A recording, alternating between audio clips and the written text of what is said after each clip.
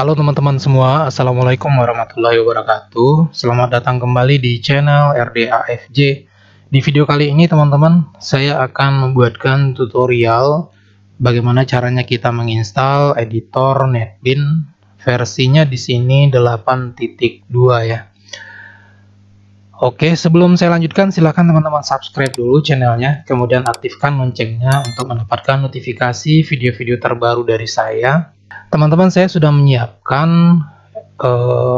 NetBeans 8.2, tapi ini masih dalam bentuk RAR ya. Jadi kalau teman-teman yang belum punya NetBeans 8.2, teman-teman nanti bisa mengklik link di deskripsi ya untuk mendapatkan software ini, dan kemudian setelah teman-teman download, lalu teman-teman ikuti cara saya di video ini ya. Pokoknya diikuti aja deh teman-teman sampai dengan selesai. Jadi karena ini di sini masih RAR dan filenya lumayan besar ya, 432 MB. Di sini juga sudah termasuk JDK di dalamnya. Saya ekstrak dulu ya teman-teman ya. Saya ekstrak di sini saja. Oke. Kita tunggu sebentar ya.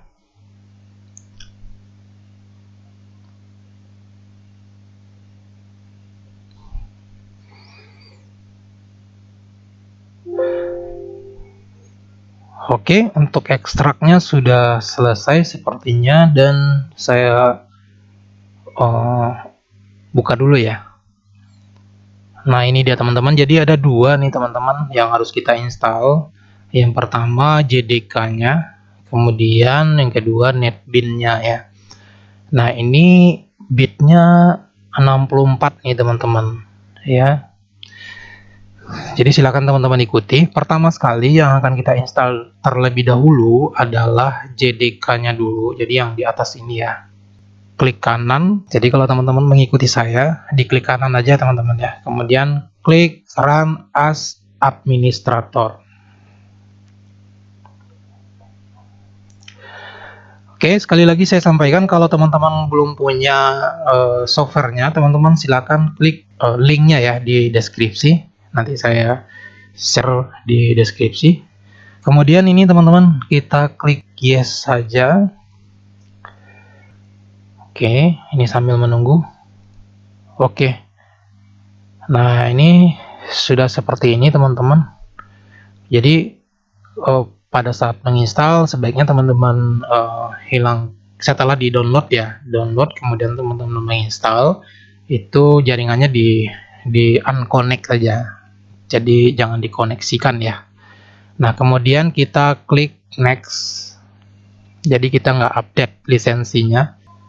Oke, ini proses penginstalan. Nah, ini tempat menyimpannya teman-teman di C, program file, kemudian Java, JDK, ini versinya ya. Oke, nah kemudian kita klik next.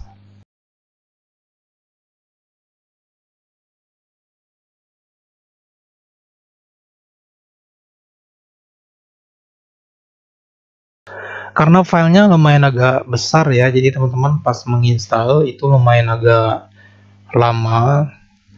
Jadi kalau kita menginstal yang softwarenya size-nya besar gitu ya, yang sampai lebih dari 300 MB, itu sebaiknya kita sambil makan cemilan, kemudian atau mungkin kita bisa ngeteh dulu ya kan, atau yang suka kopi, minum kopi dulu gitu. Karena proses installnya lumayan agak lama ini teman-teman. Nggak lama sih ya, tapi maksudnya kalau menunggu lumayan agak membosankan gitu. Jadi disiapkan teh gorengan, teh manis, kopi, ya kan? Nah, proses seperti ini biasanya dia mencari tempat di mana keberadaan yang paling tepat buat dia, atau mungkin lagi sedang menguraikan sistem-sistem yang akan diinstal ya. Kemudian kalau sudah muncul seperti ini teman-teman, kita langsung klik next ini saja ya. Oke, nah ini menginstal Java-nya.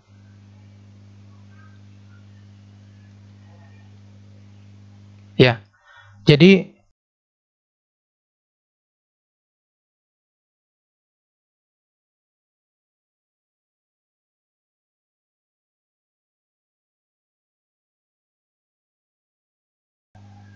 masih proses install Java, menginstal Java ya. Oke, nah ini langsung ke JDK-nya tadi, melanjutkan ya statusnya. Jadi teman-teman, salah satu editor yang paling sering digunakan buat pengembangan sistem atau yang disukai oleh programmer ya, khususnya dalam membuat program berorientasi objek, itu biasanya menggunakan NetBeans ya. Selain NetBeans, Java, oke. Next step, kita klik next step, apa ini ya? Oke, kita coba next step dulu. Oke, Java SE Development Kit 8 update 221 sukses ya, sukses diinstal. Nah, oh ini dia mengkoneksikan, ini maksudnya mungkin dia mengupdate ya, karena tidak kita aktifkan tadi ininya jaringan internetnya, jadi tidak bisa langsung update. Oke. Tapi keterangannya di sini sudah sukses. Kita tinggal klik close saja. Oke. Nah, untuk memastikan bahwa Java, maksud saya JDK-nya sudah terinstall dengan baik, kita ke control panel, kita cek dulu ya. Apakah sudah terinstall dengan benar? Kita ke program, program and fitur. Nah, ini dia sudah ini ya. Kita cek dulu di sini pastinya. Oke, JDK. Nah, sudah ya. Ini teman-teman ya. Ini berarti ini sudah terinstall JDK-nya. Next, kita akan install NetBeans-nya. Yang ini ya, teman-teman ya. Klik kanan NetBeans-nya, kemudian teman-teman klik Run as Administrator.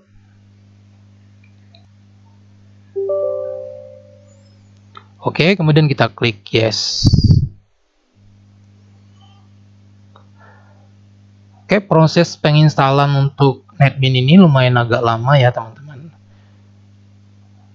Oke.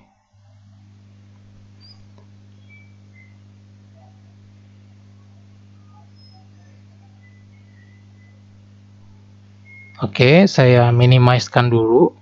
Oke, sudah muncul. Nah, ini dia teman-teman proses penginstalan NetBeans-nya ya. Jadi, step yang kita lakukan dalam penginstalan ini, kita mulai dari menginstal JDK-nya dulu, baru kemudian kita install NetBeans-nya ya. Nah, ini kita klik next saja. Kemudian kita setujui. Tapi kalau teman-teman ingin baca dulu ya silakan. Di sini semuanya bahasa Inggris ya. Kemudian kita klik next. Dan kita taruh NetBeans-nya di C program file, kemudian NetBeans 8.2 ya. Next tadi ya, next, kemudian kita install. Oke, ini proses penginstalan dan biasanya ini membutuhkan waktu yang agak lumayan panjang. Jadi untuk proses penginstalan ini teman-teman sebaiknya teman-teman siapkan cemilan, gorengan, atau ditambah dengan minuman lah ya, misalnya teh manis, kopi, sambil melihat proses penginstalan ini sampai dengan selesai. Atau teman-teman sambil makan cemilan, teman-teman dengerin musik ya, atau buka YouTube dulu. Oh iya, teman-teman kan lagi nonton YouTube ya kan. Oke, ini dalam proses, kita tunggu saja ya sampai dengan selesai. Mudah-mudahan ini aman ya.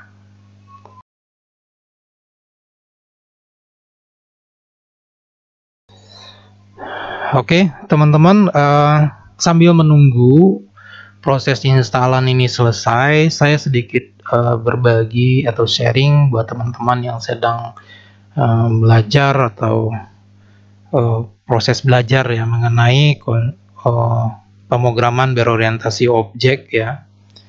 Dan saya yakin kebanyakan mahasiswa yang mendownload NetBeans ini, kemudian mendownload JDK dan kemudian menginstalnya itu mungkin kebutuhan perkuliahan ya. Tapi bukan berarti semuanya nih teman-teman. Maksud saya kebanyakan ya mahasiswa menginstal ini untuk kebutuhan kuliahnya, dan biasanya penggunaan NetBeans ini atau Java di dalam editor NetBeans ini itu digunakan untuk mata kuliah pemrograman berorientasi objek. Oke, untuk pembahasan pemrograman berorientasi objek ini sendiri sebetulnya agak gimana ya? Kalau saya dibilang gampang, enggak juga, dibilang susah enggak juga ya kalau untuk memahami konsep dari PBO gitu. Tapi saya dulu termasuk lumayan lama juga ya paham dengan PBO ini maksudnya gimana gitu ya di dalam sebuah pemrograman. Nah, kemudian setelah berulang-ulang belajar ya alhamdulillah sedikit banyak paham juga dengan konsep PBO ya di dalam pemrograman lah gitu. Yang saya tahu sebetulnya sebelum PBO ini kayaknya ada pemrograman dulu ya, pemrograman dengan metode lain, dan biasanya itu disebut dengan prosedural ya teman-teman ya. Ini sharing sambil download ya, jadi teman-teman yang lagi nggak sibuk silahkan dengerin ocehan saya dulu sampai dengar ini selesai. Tapi buat teman-teman yang sibuk silahkan beraktivitas dulu dengan aktivitasnya yang lain sambil menginstal ya. Oke, saya sambung dulu. Sebelum PBO ini muncul ya, dulu ada metode yang namanya prosedural ya. Tentu program menggunakan metode prosedural ini sangat berbeda ya dengan PBO gitu. Kalau dibilang lawan sih kayaknya enggak juga ya. Lawan sih enggak juga. Biasanya kalau lawan gitu berarti dia mempunyai kesamaan, tapi ada kekuatan masing-masing gitu ya. Tapi kalau prosedural ini bukan sebetulnya lawan dari PBO ya. Tapi kalau saya menganalisa atau saya memberikan gambaran atau kesimpulan dari hasil pemahaman saya, ini bentuk lain dalam membuat program, tapi bukan berarti misalnya gini, kita membuat pemrograman dengan metode prosedural itu belum tentu kasus yang kita angkat itu di pemrograman prosedural itu bisa tidak cocok digunakan di konsep PBO gitu. Nah, begitu juga dengan di PBO.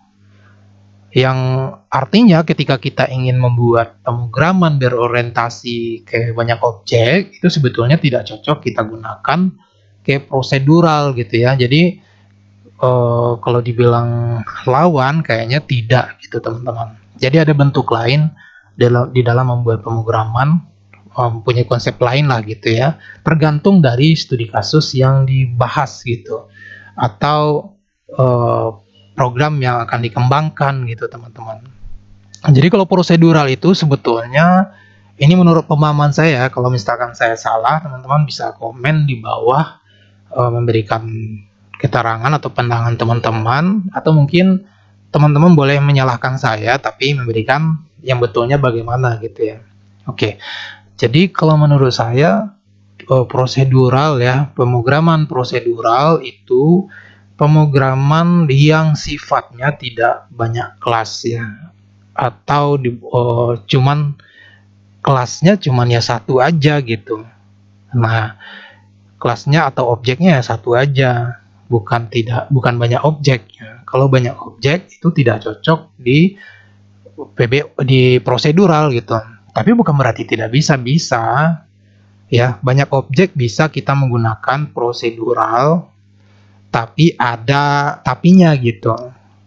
Tapi ada tapinya. Tapinya ini adalah kita akan kesulitan di saat kita melakukan pengembangan atau di saat kita melakukan pengeditan, atau ada apa ya, ada data yang mungkin bukan data sih, ada hal-hal yang mungkin kita kurangi dari sistem. Nah, itu akan mengganggu ke komponen, bukan komponen ya, atau unsur, boleh dibilang unsur ya, atau komponen-komponen lain teman-teman. Nah, kalau di PBO, kalau dia banyak objek, ketika kita ingin mengembangkan program ya, terus kemudian yang kita kembangkan itu adalah misalnya di dalam misalnya satu kelas ya, satu kelas, dan kita tidak perlu maksudnya program yang kita kembangkan itu di dalam satu kelas itu tidak mengganggu ke kelas yang lainnya gitu teman-teman, karena secara konsep mereka terpisah satu kelas dengan kelas lainnya. Nah, kalau prosedural itu tidak teman-teman ya.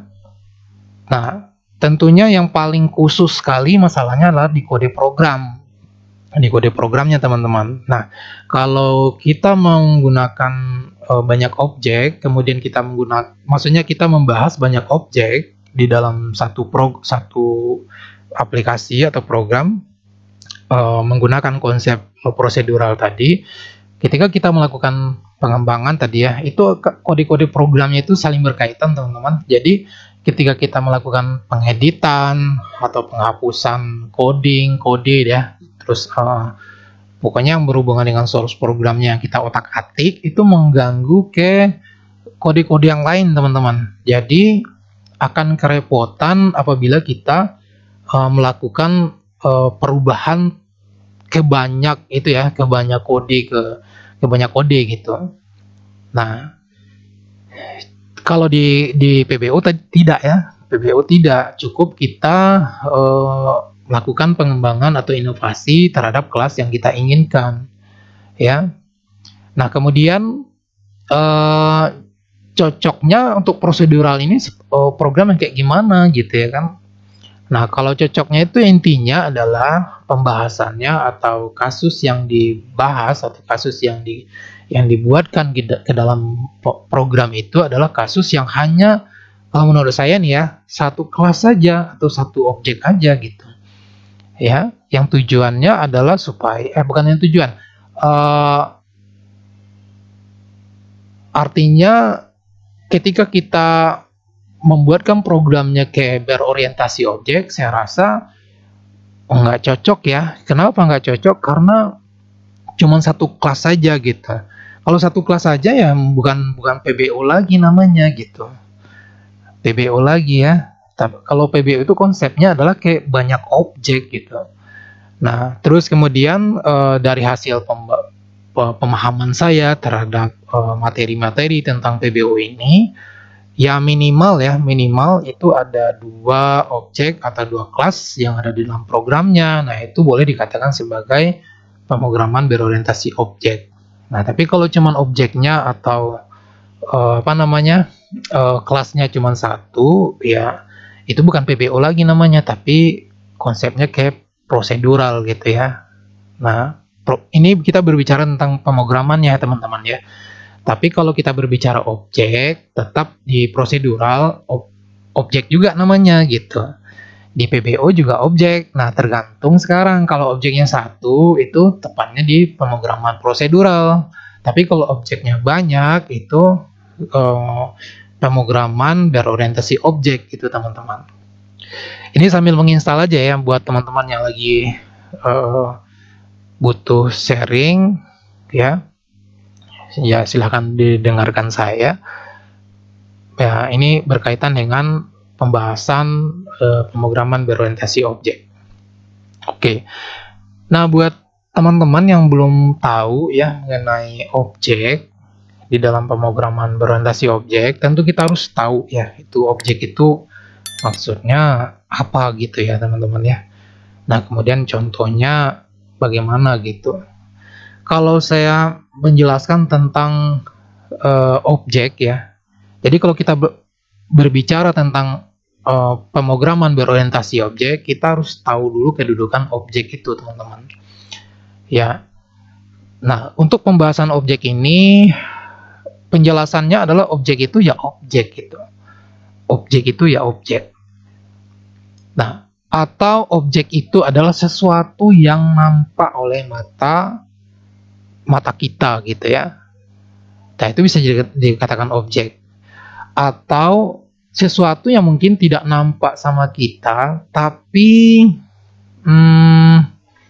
memberikan apa ya? Memberikan dampak dari keberadaannya dia gitu. Dampak dari keberadaannya dia.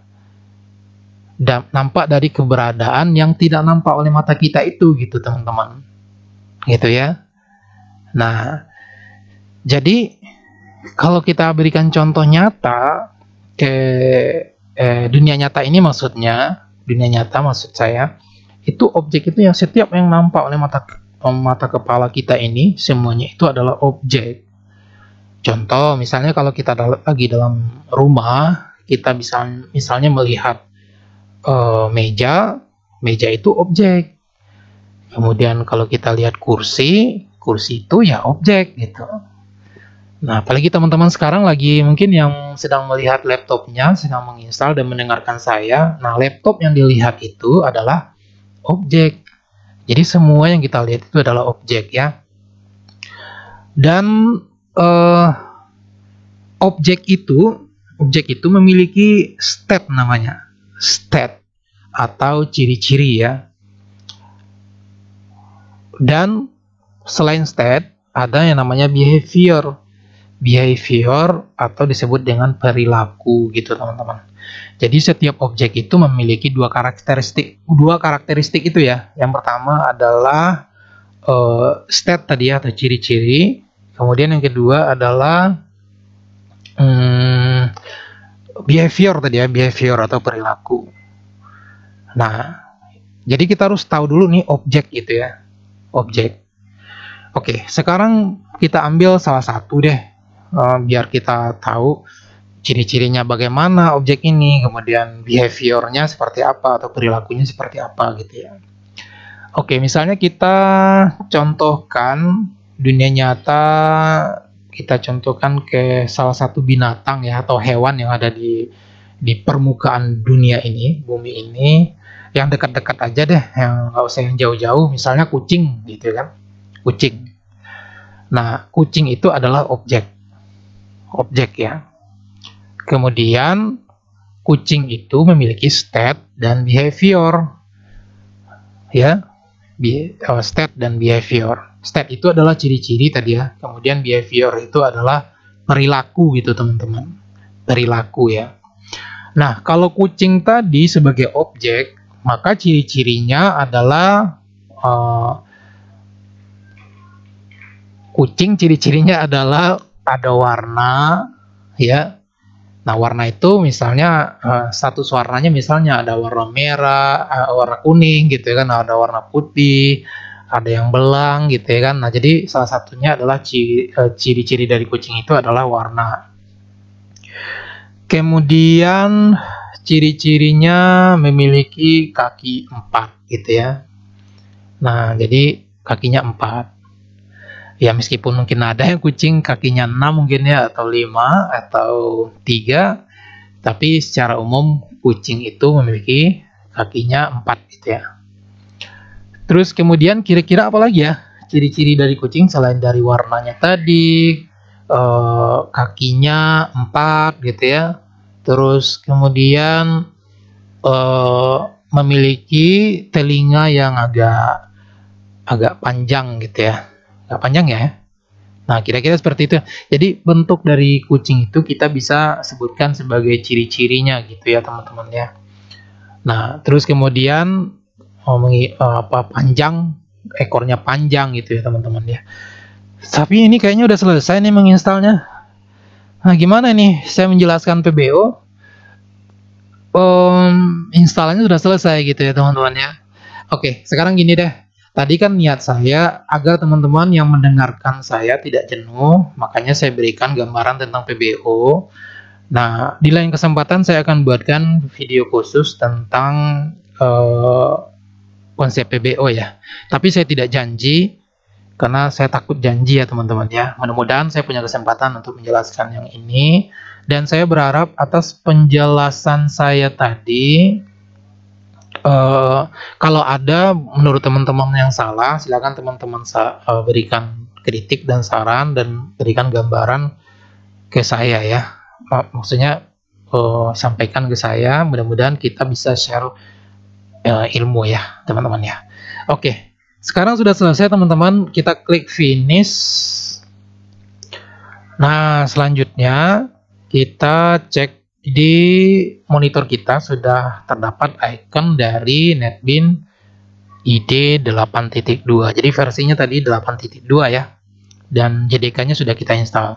Ingat ya, kita install dulu JDK-nya, baru kita install NetBeans IDE, NetBeans-nya ya.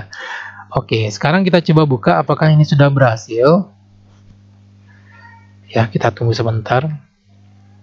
Jadi kita stop dulu pembahasan yang tadi ya teman-teman ya. Saya sengaja membahas tentang PBO itu hanya untuk menghilangkan jenuh teman-teman yang sedang sedang menginstal NetBeans ini. Oke.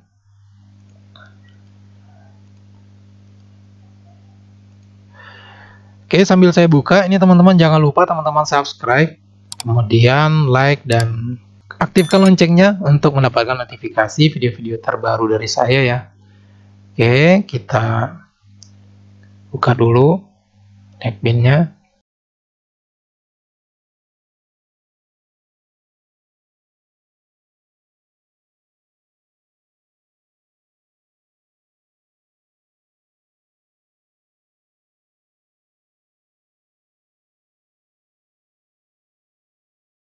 Oke, nah ini sudah selesai teman-teman. Nah, berarti saya sudah berhasil, dan mudah-mudahan teman-teman juga berhasil ya untuk menginstal NetBeans-nya di laptopnya atau di komputernya. Saya rasa itu saja ya teman-teman ya. Banyak maaf, saya tutup. Assalamualaikum warahmatullahi wabarakatuh.